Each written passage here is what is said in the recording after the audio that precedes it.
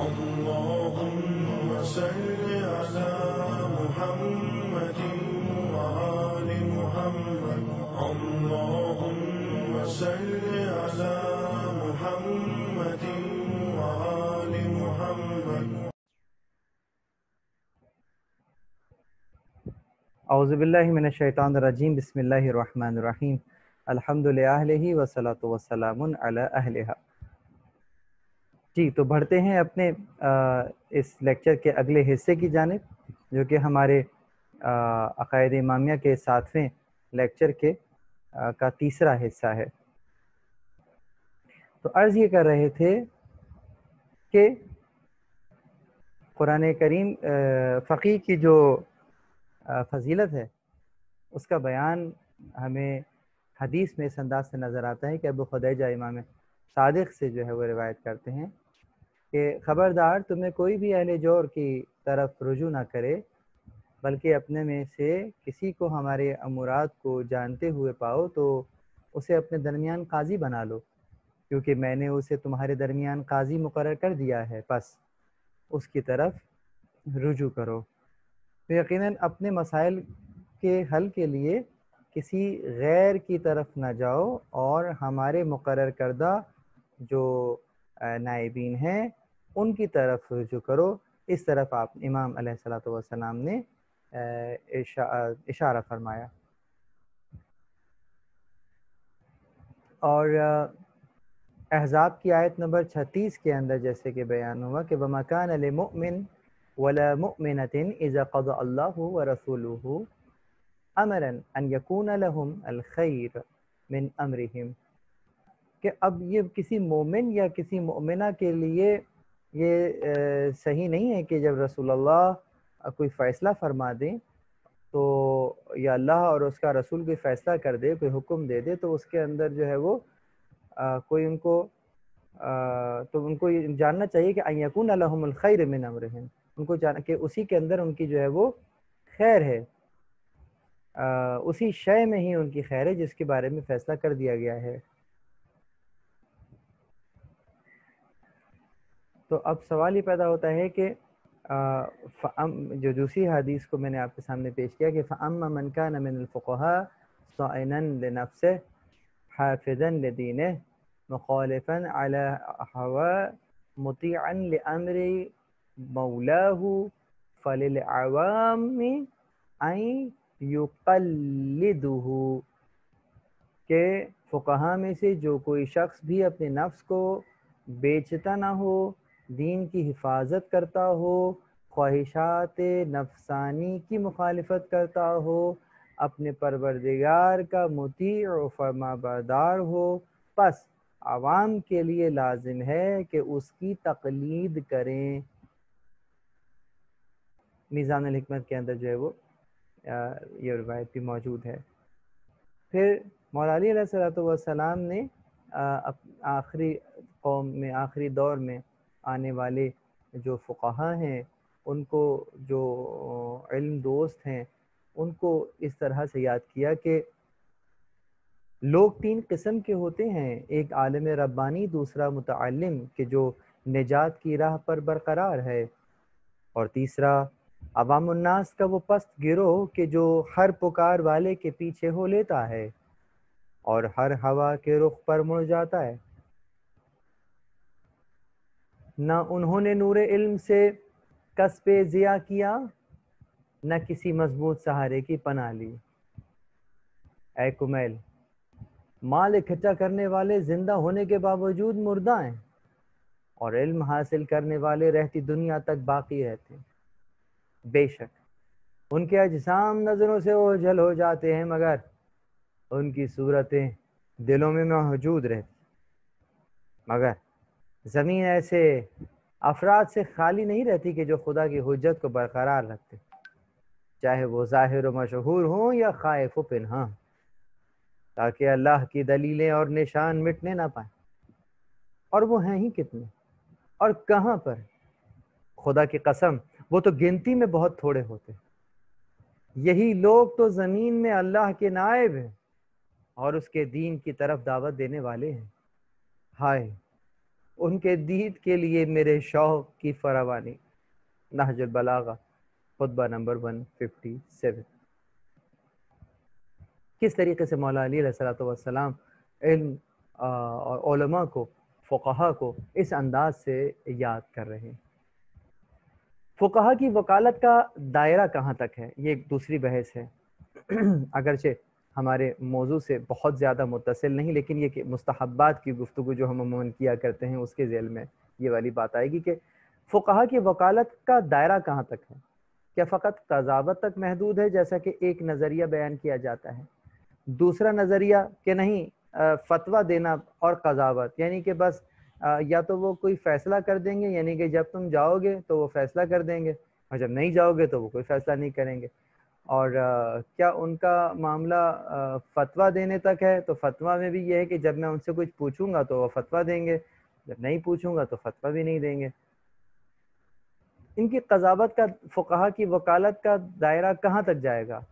تو پھر تیسرا جو نظریہ دیا جاتا ہے کہ فقہا ولایت عامہ کے مالک ہیں، یعنی ولی فقیہ اس ولایت کا حامل ہوتا ہے کہ جو امور مسلمین کے اوپر اس کی ذمہ داری.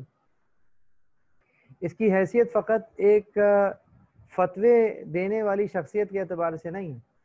یہ فقط شکیات نماز نہیں بیان کریں گے، نہیں، یہ تمہیں تمہارے دین کے بارے میں بتائیں گے، تمہیں زندگی کیسے گزارنی ہے تمہیں بتائیں گے. ائمہ معصومین علیہم السلام کی روشنی کے میں، احکامات کی روشنی میں ہمیں یہ بیان کیا کریں گے. ذاتی معاملات میں دخیل ہو سکتے ہیں سوال. یقیناً میرے جو ذاتی معاملات ہیں وہ دین کے تابع ہونے چاہیے. اگر کوئی ایسا معاملہ ہے کہ جو کہ دین کی مخالفت میں کیا جا رہا ہے تو یہ درمیان میں انٹروین کر سکتے ہیں. سماجی اور اجتماعی معاملات میں دخل اندازی جو ہے وہ کہتے ہیں کہ جناب درست نہیں. یہ ایک نظریہ دیا جاتا ہے کہ بس صرف قضاوت کی حد تک محدود ہیں، لیکن یہ ذاتی معاملات میں ان کا کوئی کام نہیں، سماجی اور اجتماعی معاملات میں ان کی کوئی دخل اندازی نہیں، جبکہ یہ ایک باطل نظریہ ہے. بدعنوانیوں کے مرتکب اشخاص اور مجرموں کے خلاف جو حدود جاری کرنے ہوں گی اس کو نافذ کرنے کے حق سے یقیناً اگر فقیہ محروم ہے تو کیسے وہ یہ کام کر سکے گا؟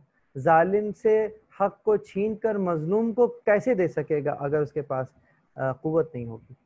تو یقیناً اس کا مطلب یہ ہے کہ جو حکومت اسلامی ہے وہ بھی پہلے درجے میں تو امام کا ہی حق ہے، امام کو ہونا چاہیے، اور امام نہیں ہے تو کسی ایسے کو ہونا چاہیے کہ جو مسلمانوں کے دین کو مسلمانوں سے بہتر جانتا ہو.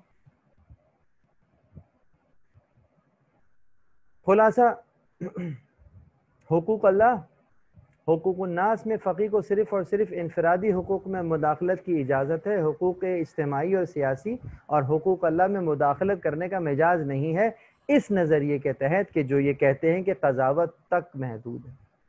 یہ ایک انتہائی لمیٹڈ، محدود اختیارات ہیں کہ جو کہ فقیہ کے پاس ہیں اس نظریے کے مطابق. جبکہ جو دوسرا نظریہ ہے وہ ایک درجہ آگے چلا جاتا ہے کہ نہیں، فتویٰ بھی دے سکتے ہیں.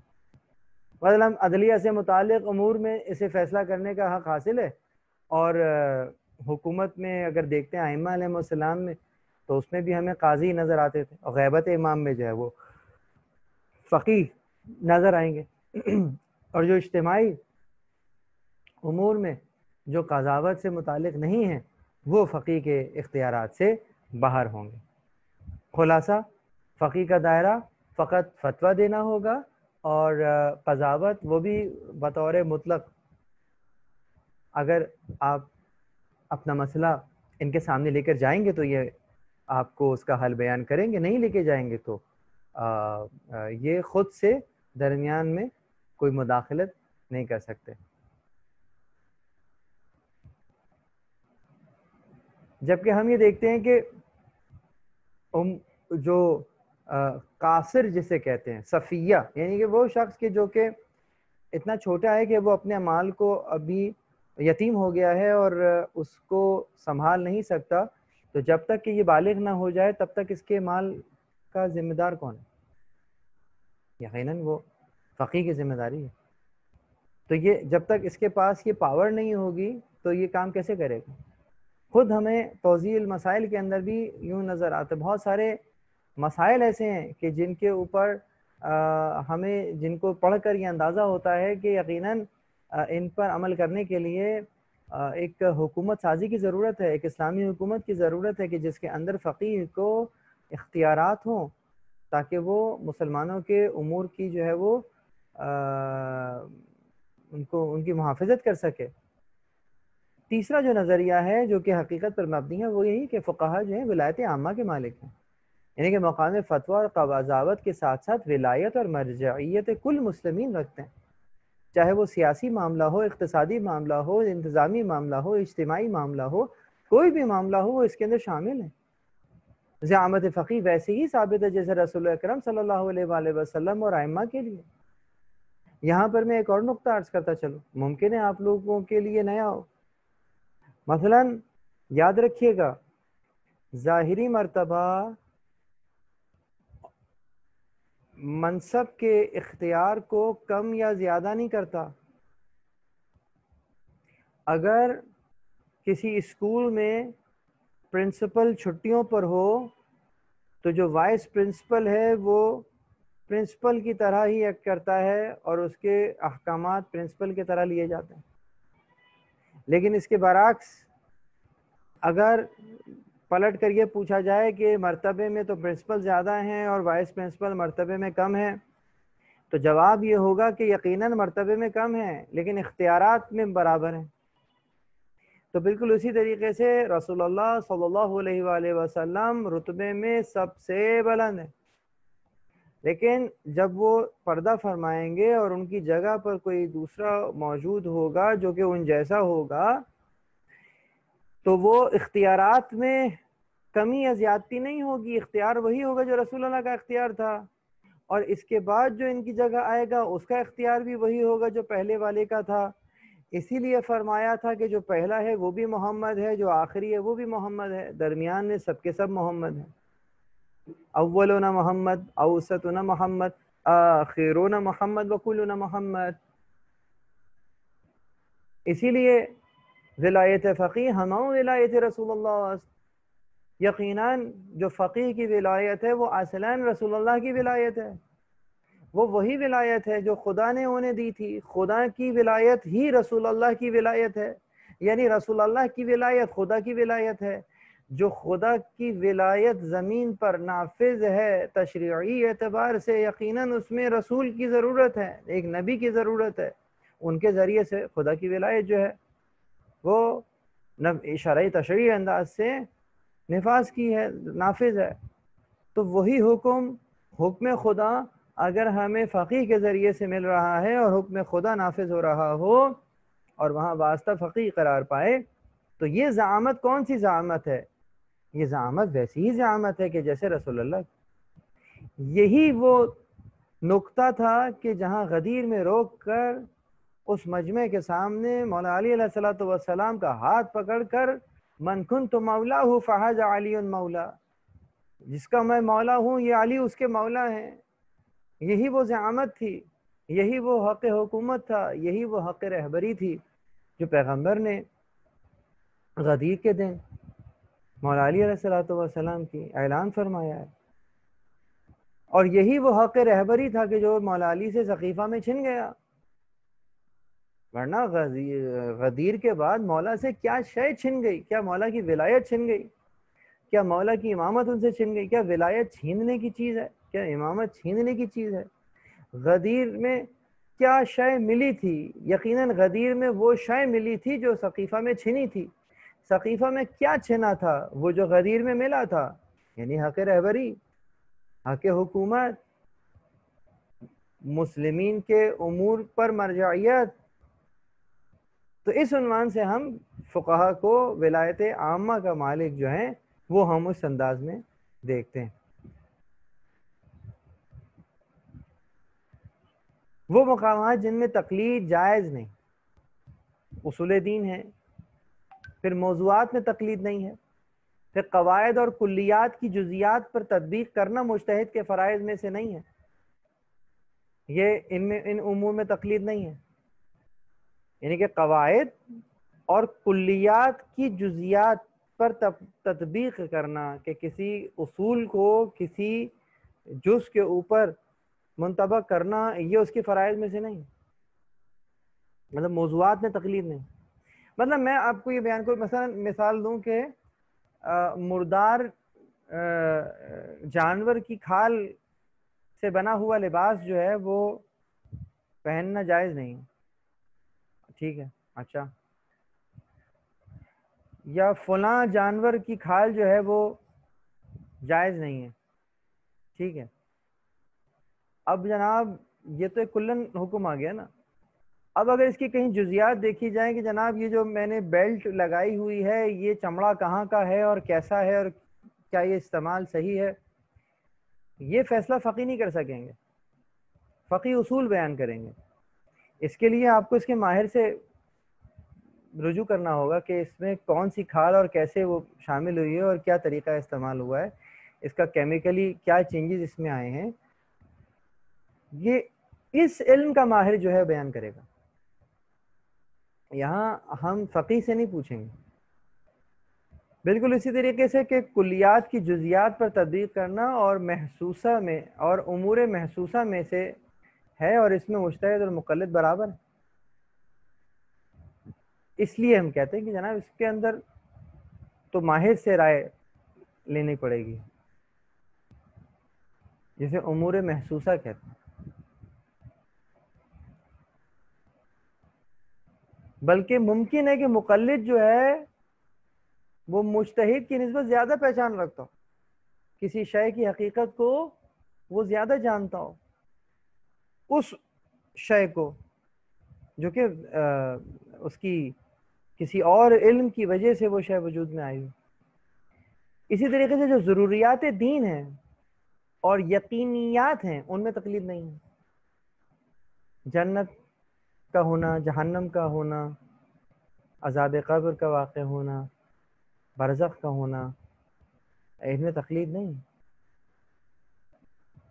نماز کی وجوب میں، روزے کے فرضیت میں، ان میں تقلید نہیں ہے۔ حج جیسی چیزوں کے وجوب کو ضروریات دین کے نام سے تعبیر کیا جاتا ہے اور ان میں بھی تقلید کرنا جائز نہیں ہے۔ جو دین کی ضروریات ہیں ان میں تقلید نہیں۔ بہرحال یہاں پر آنے کے بعد ہم دوسری طرف چلتے کہ جو علم رجال ہے، مطلب یہ تو ہم نے حدیث بیان کی، اب حدیث کے بعد جو ہے وہ اس سے ایک بہت گہرا تعلق ہوتا ہے، وہ علم رجال کا ہوا کرتا ہے۔ علم رجال یعنی کہ وہ علم ہے کہ جس میں راویوں کے حالات پر جو ہے وہ بحث کی جاتی ہے کہ یہ جو حدیث مجھ تک پہنچی ہے یہ کس راوی نے پہنچائی ہے اور اس کے کیا حالات ہیں، تو اس جہت سے ان کی روایات قبول کی جاتی ہیں یا رد کی جاتی ہیں، متصف بصدق ہے یا کذب ہے، سچائی ہے یا اس میں جھوٹ ہے، راوی کو عادل اور غیر عادل، ممدوح یا غیر ممدوح، مہمل یا مجہول ہونے کی حیثیت سے پہچانتے ہیں تاکہ واضح ہو جائے کہ اس کی روایت پر عمل کیا جا سکتا ہے یا نہیں کیا جا سکتا۔ وہ راوی جو طریق حدیث میں واقع ہے معتبر ہے یا غیر معتبر، اس کے قول پر عمل کیا جا سکتا ہے یا نہیں کیا جا سکتا۔ یہ جو طریق حدیث ہے یعنی کہ جس طریق سے، جس راستے سے وہ حدیث آئی ہے، درمیان میں کوئی ایسا شخص تو نہیں ہے کہ جو کہ قابل اعتبار نہ ہو۔ علماء رجال نے علم رجال کی ضرورت پر کچھ دلائل جو ہیں وہ اس پہ قائم کیے، یعنی کہ اس کو کہتے ہیں حجیت قول ثقہ۔ ثقہ ہے یا نہیں ہے، ویلیو ہے اس کی، کوئی نہیں ہے ویلیو، مطلب اس کی بات کی اہمیت ہے یا نہیں ہے۔ ایک شخص ہے جو کہ بہت جھوٹا ہو، اس سے آپ مطلب عام بات نہیں پوچھ سکتے، چاہے جائے کہ آپ کوئی بہت ہی دین کا کوئی مسئلہ پوچھ رہے ہیں۔ راوی سے حدیث لینے سے پہلے راوی کی صفات کی طرف رجوع کیا جائے گا۔ راویوں میں جو روایت گھڑنے والے اور کذاب راویوں کا احتمال ہے تو اسی لیے اس میں تحقیق جو ہے وہ ضروری ہے۔ بہت سارے لوگ ایسے ہیں جو رسول اللہ کی طرف وہ بھی منسوب کرتے ہیں جو انہوں نے نہیں کہا۔ تو علم رجال میں جو راوی روایت کے طریق میں واقع ہوتے ہیں ان کے حالات ثقہ اور غیر ثقہ ہونے کی حیثیت سے تحقیق کرتا ہے۔ یہ علم راویوں کے حالات کے بارے میں تحقیق کرتا ہے کہ جو طریق حدیث میں آئے ہوئے ہیں، جو روایت کے طریق میں موجود ہیں، یعنی جو کہ سند میں موجود ہیں۔ اس کے علاوہ ایک اور علم تراجم بھی ایک علم ہے جس میں شخصیات کے عالم اور غیر عالم ہونے پر بحث کی جاتی ہے۔ وہ فلانا شخص تھا، ٹھیک ہے، اچھا وہ عالم ہے غیر عالم، بس، لیکن وہ علم رجال جو ہے وہ مزید گہرائی میں جاتا ہے۔ اس کو ہم اس طرح سے بھی پڑھ سکتے ہیں کہ علم درایا اور علم رجال میں فرق کیا ہوتا ہے۔ علم درایا متن حدیث میں، یعنی علم رجال راوی کے ثقہ اور غیر ثقہ کے بارے میں بحث کرتا ہے، اور علم درایا جو ہے یہ متن حدیث میں جو ہے وہ علم درایا میں حدیث موثق اور صحیح مورد بحث قرار پاتی ہے یا نہیں، یہ دیکھا جاتا ہے کہ یہ حدیث صحیح ہے یا موثق ہے یا کیا ہے، تو یہ علم درایا۔ جبکہ علم رجال میں فقط سند سے بحث ہوتی ہے، علم درایا میں متن سے بحث ہوتی ہے، علم رجال میں سند سے بحث ہوتی ہے کہ جو روایت کی سند ہے ان میں راوی جو موجود ہیں ان کے حالات کیا ہیں۔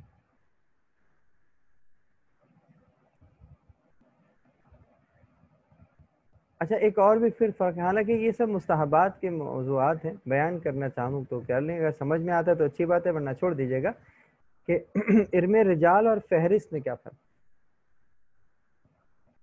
جو علم رجال ہے اور فہرست میں بنیادی فرق یہ ہے کہ جو فہرست ہے اس میں زمان راوی یا طبقات مورد توجہ نہیں ہوتے، بلکہ بے ترتیب، جسے کہتے ہیں بے ترتیب الفبا، راویوں کی فہرست بیان کی جاتی ہے۔ بس کسی خاص انداز سے فہرست کو مرتب کر لینا جس میں یہ بھی نہ خیال کیا جائے کہ اس کا زمان کیا تھا، اس کا مکان کیا تھا۔ ممکن ہے کہ میں انڈیکسنگ کر لوں اور میں کہوں جناب الف سے شروع ہونے والے راوی، اب اس کے اندر سارے راوی جو ہیں فہرست بنی ہوئی ہے، لیکن اس کے اندر زمان کو فوکس نہیں کیا گیا، ناموں کو فوکس کیا گیا۔ بالکل اسی طریقے سے جیسے فہرست نجاشی ہے، جیسے الف سے ابراہیم اور یہ تک، جیسے یحییٰ تو ابراہیم سے یحییٰ تک کے تمام راوی وہاں موجود، یہ فہرست۔ جبکہ علم رجال میں رجال کے طبقات پر بحث ہے اور اس زمانے کے امام کے تابع ہونے کے لحاظ سے بحث کی جاتی ہے، تو ہر راوی کا طبقہ اس زمانے کے امام سے مربوط رہتا ہے، یہ علم رجال ہے۔ مثلا اس زمرے میں جو کتاب ہے وہ ہے رجال شیخ طوسی، رجال برقی، رجال کشی جیسے وغیرہ کتابیں، اس کے اندر ان کے راویوں کے طبقات کے بارے میں بھی بحث کی گئی۔ رجال کشی سب سے پہلی رجال کی کتاب تھی۔ فہرست نجاشی جو ہے وہ شیخ عباس احمد ابن علی بن احمد بن العباس مشہور، جن کو ہم نجاشی کہتے ہیں، پیدائش 372 ہجری، اس میں کتاب میں رجال کا تذکرہ۔ رجال طوسی محمد بن الحسن، اس پہ بھی رجال پر کام ہوا ہے۔ رجال برقی احمد بن محمد خالد، جس کو مشہور برقی کہتے ہیں، یہ بھی رجال کی کتاب ہے جس کے اندر موجود۔ اس کے علاوہ پھر من لا یحضر الفقیہ کے آخر میں کچھ درج ہیں تمام راویوں کے حالات، وہ بھی اس میں جو ہے وہ بیان کیے جائے۔ پھر شیخ طوسی ہے جو کہ کتاب تہذیب اور استبصار کے آخر میں ذکر کیا گیا ہے، شیخ طوسی۔ یہاں پر ایک اور بات بھی بیان کرتا چلوں، کچھ معصومین کی کنیت ہے کہ جو روایت کے شروع میں بیان ہوتی ہے، اور اس میں عموماً ہم لوگ پریشان ہو جاتے ہیں کہ یہ کس نے کہا ہے۔ مثلا اگر کہا لکھا ہو ابو عبداللہ، تو ہم فقط امام حسین علیہ السلام ہی کو ابا عبداللہ یا ابو عبداللہ کے نام سے جانیں گے، جبکہ چھٹے امام کی کنیت بھی یہی ہے اور وہ اس میں موجود۔ مثلا امام صادق کا ابو عبداللہ کنیت کئی روایات میں آئی ہے کہ قول ابو عبداللہ، تو اس کا مطلب چھٹے امام ہے۔ امام کاظم کی کنیت ابو ابراہیم ہے اور لقب عبد صالح، یہ بیان ہوئی، تو اگر کہیں لکھا ہو کہ اب قول ابو ابراہیم اور علیہ السلام لکھا ہو تو وہ ساتویں امام کی بات ہو رہی ہے۔ امام رضا کو ابو الحسن ثانی سے یاد کیا جاتا ہے۔ امام محمد تقی علیہ السلام کی کنیت ابو جعفر ثانی روایات میں اسناد میں جو ہے وہ موجود ہوتی. امام ہادی کی کنیت ابو الحسن ثالث روایات میں موجود، اور امام عسکری کی کنیت ابو محمد ہے کہ جو کہ بیان کی جاتی. رسول خدا کی کنیت ابو القاسم ہے، یا خود حضرت کا نام ہے جو بیان کیا جاتا ہے.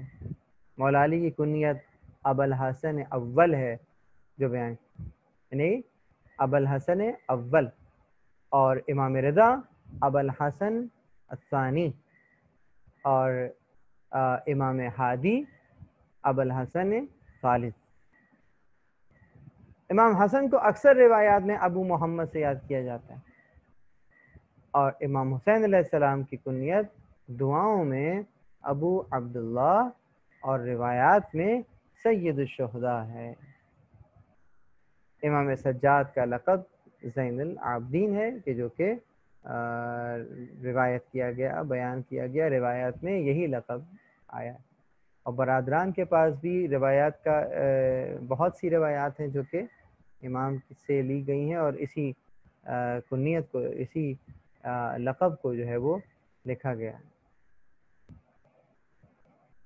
کنیت بڑے بیٹے سے ہوتی ہے اور لقب لوگ دیا کرتے ہیں. کنیت کسی کو عزت اور احترام سے جب پکارا جائے تو اس کو اس کی کنیت سے پکارا جاتا ہے، اور القاب جو ہیں وہ لوگ جو ہیں وہ دیا کرتے ہیں. بس اختصار کے ساتھ کتابوں کی بھی اگر فہرست کی جائے اور ان کو منقسم کیا جائے تو جامع وہ کتاب احادیث جس میں ہر قسم کے مسائل کی احادیث جیسے عقائد، احکام، آداب، تفسیر، تاریخ، شمائل، فتن، علامات، قیامت، مناقب اور مصالح مندرجہ ہوں، تمام کے تمام اس کو جامع کہا جاتا ہے. سنن وہ کتاب حدیث جس میں احکام کی روایات فقہی ترتیب کے موافق بیان کی گئی ہیں. مسند جس میں صحابہ کرام کی ترتیب رتبی یا ترتیب حروف ہجا یا تقدم و تاخر اسلامی کے لحاظ سے حدیث مذکور ہوں، یعنی کہ راویوں کو کسی خاص انداز سے ان کی فہرست تبدیل بنائی گئی ہو اور پھر ان سے روایت دی گئی ہو، مسند کہلائے گی. جیسے مسند امام احمد حنبل ہے، مسند دارمی ہے، مسند امام موسیٰ کاظم علیہ السلام. پھر اسی طریقے سے معجم ہے وہ کتاب احادیث جس میں وضع احادیث میں ترتیب اساتذہ کا لحاظ رکھا گیا ہے، یا حدیث کی وہ کتاب جس میں مصنف ایک خاص ترتیب کے ساتھ اپنے اساتذہ اور شیوخ کی روایات جمع کرے، جیسے معجم طبرانی، الکبیر، المتوسط، الصغیر. پانچویں قسم مستدرک ہے. مستدرک یعنی جس کتاب احادیث میں کسی دوسری کتاب کی شرائط صحت کے مطابق اس کی رہی ہوئی حدیثوں کو پورا کر دیا جائے، جیسے مستدرک حاکم علی صحیحین، یعنی کہ مثال کے طور پہ اگر صحیح بخاری ہے تو ان کو اگر کسی نے جمع کیا ہے امام بخاری نے تو وہ کسی اصول پر کیا ہے، کسی کرائٹیریا پہ کیا ہے. تو اگر کچھ روایات اور ہوں جو کہ اسی کرائٹیریا پر ہوں اور میں بعد میں اسے جمع کروں تو یہ مستدرک کہلائے گی. اور مستدرک حاکم علی الصحیحین یعنی کہ صحیح مسلم اور صحیح بخاری کی وہ باقی ماندہ روایات کے جو کہ ٹیکنیکلی ویٹیج میں اسی کیٹیگری کی ہیں لیکن ان دونوں نے جمع نہیں کی، تو اس میں ان کو جب جمع کیا جائے گا تو اس کو یعنی کہ کسی حدیث میں اگر مرتبہ اور ویٹیج وہی ہو جو اس حدیث کا ہو جو جمع نہیں ہوئی ہے تو اس کو بھی جب جمع کر کے کسی کتاب میں رکھا جائے تو وہ مستدرک کہلائے. مستخرج وہ کتاب احادیث جس میں کسی دوسری کتاب احادیث کی زائد اسناد کا استخراج کیا گیا ہو. مطلب ایک حدیث میں صرف 16 راوی کا بیان ہوا ہے، میں نے مزید تحقیق کی اور 16 کو 20 تک پہنچا دیا. جیسے مستخرج ابو بکر اسماعیلی البخاری ہے، مستخرج ابو عوانہ علی صحیح المسلم ہے، یہ مستخرج کہلائے. پھر جز وہ کتاب احادیث ہے جس میں فقط ایک مسئلے کی حدیث جمع کر دی گئی، جیسے جز القراءۃ بالبحقی یا جز رفع یدین بالبخاری. پھر مفرد جس میں کسی ایک شخص کی کل مرویات جو روایات اس نے مروی ہیں اس سے ان کو لکھ دیا جائے تو اس کو مفرد یعنی کہ مفرد ابی بکر. اور کسی بھی 40 وہ کتاب احادیث ہے جس میں رسالت مآب صلی اللہ علیہ وسلم سے منقول 40 احادیث کو منتخب کر کے درج کیا گیا، جیسے 40 نووی. پروردگار سے دعا ہے کہ ہمیں ان عقائد کو سمجھنے اور ان پر عمل کرنے کی توفیق عنایت فرمائے. اس سے قبل کہ میں اپنے آج کے سیشن کا اختتام کروں، آپ کو یہ بیان کرنا ضروری سمجھوں گا کہ یہ فقہا کا سلسلہ جو اس وقت ہم دیکھ رہے ہیں وہ ایسا نہیں ہے کہ ابھی چند سالوں پہلے ہی کی بات ہو، لیکن اگر ہم اس سلسلے کو دیکھنا چاہیں تو انشاءاللہ آپ کو اگر بیان کیا جائے تو آپ کو یہ بات جان کر خوشی ہوگی کہ الحمدللہ علماء نے اس پر نہ صرف یہ کہ کام کیا ہے بلکہ اس کو آپ کے لیے اور میرے لیے اس انداز سے رکھا ہے کہ اگر ہم ان تمام فقہا کے نام دیکھنا چاہیں تو ہمارے پاس وہ فہرست موجود ہے کہ جو کہ ہم یہ دیکھتے ہیں ائمہ علیہم السلام کے دور میں بھی اگر ہم 50 سے 60 سال کے یوں سمجھ لیجئے کہ اگر ہم بالکل صدر اسلام میں چلے جائیں تو ہمیں بہت سارے نام نظر آتے ہیں. مثلاً آبان کا نام ہے، یحییٰ بن مسلم کا نام ہے، حشام بن حکم کا نام ہے، ساسا بن سوحان کا نام ہے، زرارہ بن عیون ہیں، عبداللہ بن ابی یعفور ہیں، علی بن یقطین ہیں، زکریا بن آدم ہیں، جو کہ خود ائمہ کی زندگیوں ہی میں ایک امام تک، دوسرے امام سے لے کر تیسرے امام تک، اور ائمہ کے ان ادوار میں یہ لوگ موجود ہیں.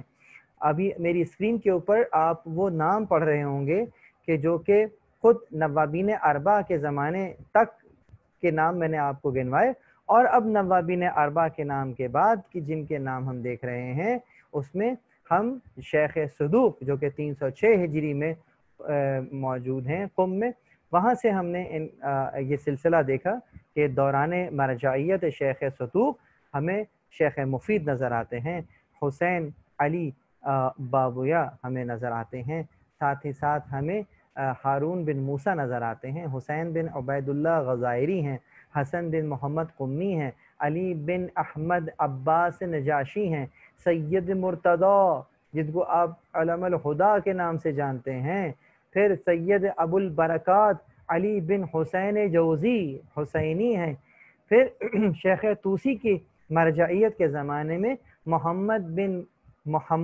بن نعمان ہیں، شیخ مفید کے دور کے بعد سید رضی ہیں، پھر شیخ طاؤس ہیں، نجاشی ہیں، پھر انہی کی دوران مرجعیت سید مرتضیٰ علم الہدا. آپ کے شاگردوں میں ہمیں شیخ طوسی نظر آتے ہیں، ابو الاعلیٰ سالار دیلمی نظر آتے ہیں، ابو صلاح حلبی نظر آتے ہیں، قاضی ابن برعاج طرابلوسی نظر آتے ہیں، اور پھر دوران مرجعیت مرزا شیرازی بزرگ ان کے شاگردوں میں ہمیں یوں سمجھ لیجئے کہ شیخ کاشف الغطا، شیخ حسین نجفی، سید ابراہیم، ان لوگوں نے ان سے کسب کیا، بڑے بڑے نام ہیں.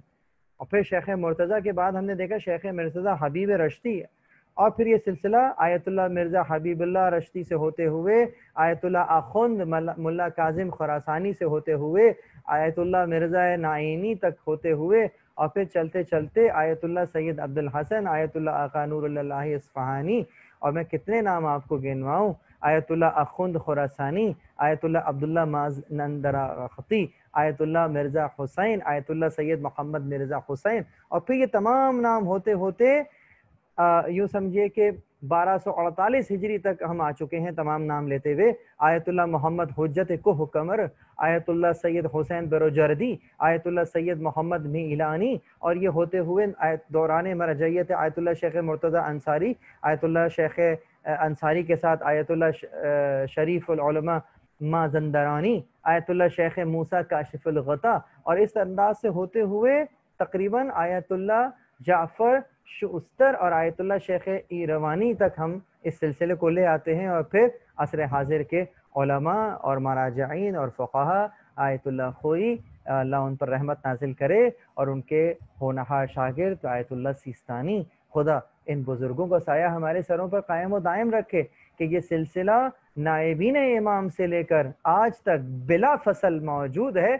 کسی کے ذہن میں اگر یہ سوال ہو کہ کسی خاص ملک سے یہ سلسلہ شروع ہوا تو وہ اپنی اصلاح کرے کہ یہ سلسلہ وہ سلسلہ ہے کہ جس کی تربیت خود ائمہ علیہم السلام نے فرمائی ہے اور انہوں نے اپنے شاگردوں کو تیار کیا، اور الحمدللہ نائبین امام کے دور سے متصل ان علماء کا سلسلہ، فقہا کا سلسلہ ہمارے سامنے رہا ہے، اور ان کے ناموں کے ساتھ جس انداز سے آپ نے دیکھا جو ان کو القاب دیے گئے آیت اللہ کے، یہ اس دور کے لوگوں نے ان کو القاب دیے، اگرچہ خود کسی عالم نے اپنے آپ کو آیت اللہ نہیں لکھا۔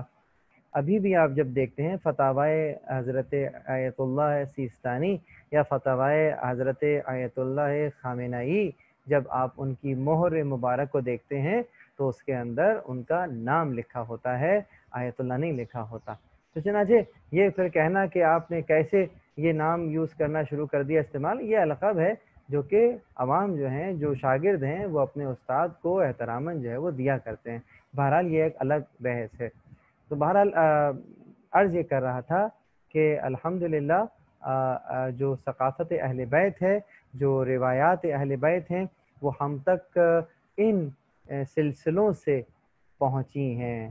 اب وہ لوگ جو کہ ان سلسلوں کا انکار کر رہے ہیں، تو ان کے انکار کے پیچھے سند یا ان کے انکار کے پیچھے ان کے نظریے کو سپورٹ کرتی ہوئی کون سی فکر ہے اور کون سی سند ہے، بہرحال وہ اگر پیش کریں تو پھر انشاءاللہ اس کو دیکھا جا سکتا ہے، لیکن یقیناً ان کے پاس کوئی دلیل نہیں ہے۔ تو پروردگار سے دعا ہے کہ ہمیں ائمہ علیہم السلام کے علوم سے متمسک رہنے، ان کو سمجھنے، ان کو اپنی زندگیوں میں نافذ کرنے کی توفیق عنایت فرمائے۔ آخر کے 1.5 منٹ میرے پاس بچا ہے، اگر کوئی سوال کرنا چاہے تو سوال کر سکتے ہیں۔